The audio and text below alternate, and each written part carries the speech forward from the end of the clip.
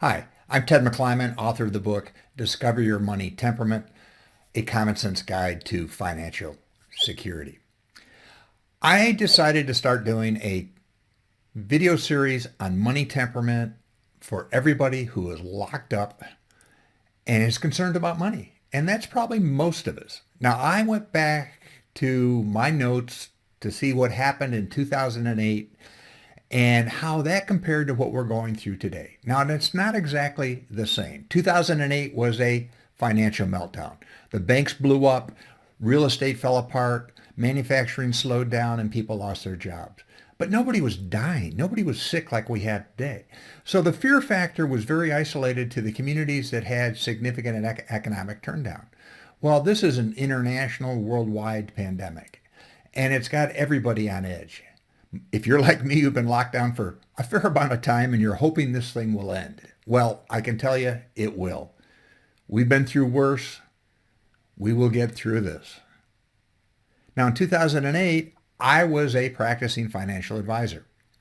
And my experience during that period, working with my clients and people who really had a lot of concerns about what was going on in money during that time, became the basis for my first book. And I've used that experience in my current book to work with people over the last couple of weeks that have some real head games going on with regard to money. Now, the first thing I think you need to understand is we go through cycles all the time.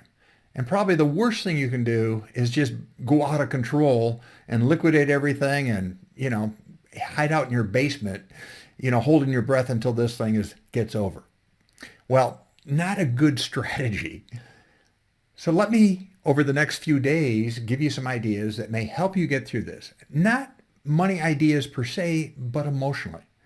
We are emotional beings. We're emotional with our money. Our money temperament is in control. And when things get tough, we get scared. We react emotionally. Often it's a reflex action. And sometimes we do things with our money during periods like this that we regret in the future. Now, based on what I've been watching over the last couple of weeks, I think there are going to be three categories of people that are going to come out of this event. Number one is the group that, fundamentally, not much of an impact is happening. They are financially independent. They have fixed income. They have guaranteed income. And to be candid, the shutdown, the economic turndown has not had much of an impact on them at all. They will continue to move forward. And except for the inconvenience of being shut down and obviously maybe being sick, not much going on. The next two groups are going to be significant. The largest group is the group that has had significant financial impact. They've lost a job. They've had a break in their income flow. They have had their savings wiped out. Markets have crashed. A lot of anxiety, a lot of things going on. They don't know what it's going to be like when we come out of this. Will they have a job, not have a job? How long will it take for the economy to recover? Will they ever recover? And the final group, the third group, is probably the smaller group, but this is a group that actually is going to come out of this event financially improved. These are people that maybe are going to get large bonuses. Maybe are working in areas where opportunities are going to be developed, maybe in manufacturing. Maybe there, as the economy shifts to react to what's been going on over the last few months and jobs come back to the United States, they'll have opportunities. There are people that are using their instincts and their entrepreneurial spirit to build opportunities and go out and take care of those. And these are people that probably will see an increase in their income, an improvement in their financial situation. The key point here is the group that is in bad shape today and may be facing an unknown future economically, you will be emotionally marked. This will be a life-changing event for you. It will be the time in your life that you'll remember that I remember back in 2020 that the economy fell apart. I lost my job. We lost all of our money. It was awful. But you survived. The other group will look back and say, I can remember 2020. The economy was a mess, but I was very fortunate to have either a skill set or I invented something, but I persevered and things worked out well for me. How you get through this to a large extent will determine on your attitude, your mindset, and whether or not you believe that things are going to be better. And from experience, I guarantee they will be.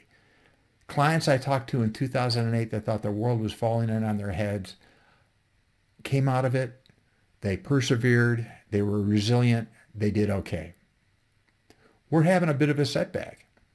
It will impact you on the downside, but also on the upside. If you're in that smaller group that's doing real well, there's also a tendency to go, wow, look at this, man, I am brilliant. I am knocking it out of the woods. Well, maybe yes, maybe no. You might have been in the right place at the right time. You might have just been lucky. The key is how you bring in this information, how you look at yourself and your money, your behavior, your temperament. That will dictate what will happen over the next 5, maybe 10, maybe 20 years with regard to your money relationship. So this is going to be a series that I'm going to start putting together. I'd like you to give me some information, give me some feedback, some questions you'd like to have asked. We can get into specific strategies to some degree, but I'm not in the business of pointing out strategies with regard to products and all that. I really want to talk about steps I think you should take and the steps that I recommended to my clients who survived 2008, not only financially, but emotionally. Those are the people that are thriving. That's what you need to do. So over the next few days, I'm going to come together. We're going to talk about what's going on in the economy a little bit, but I'm mostly going to talk about the emotional aspects of money and things you can do to make sure you not only survive 2020, but you thrive. So join me here. Pass this out to your friends. Like to get together every day about 4 o'clock, 4:15 until, there's no reason to do this anymore. But this is for you. This is for you to sit down and make me better understand what's on your mind. So I can give you my experience, my research with regard to money and money behavior. And those of you that are listening to this now, your money behavior, your money temperament is unique to you. You are surrounded by people that have different money temperaments. Don't make the assumption or judge other people because their behavior with money is different than yours. We are all unique. The key is to figure out what makes you tick, how you're wired with money, and how you're going to develop a strategy, not only for today, but for tomorrow and next month, for the rest of the year and the rest of your life. That's what money temperament is about. That's what I write about in my book. That's the insights I want to give you here. So join me. Check me out at tedmcclyman.com or back here on Instagram. You have a great day. I look forward to talking to you soon.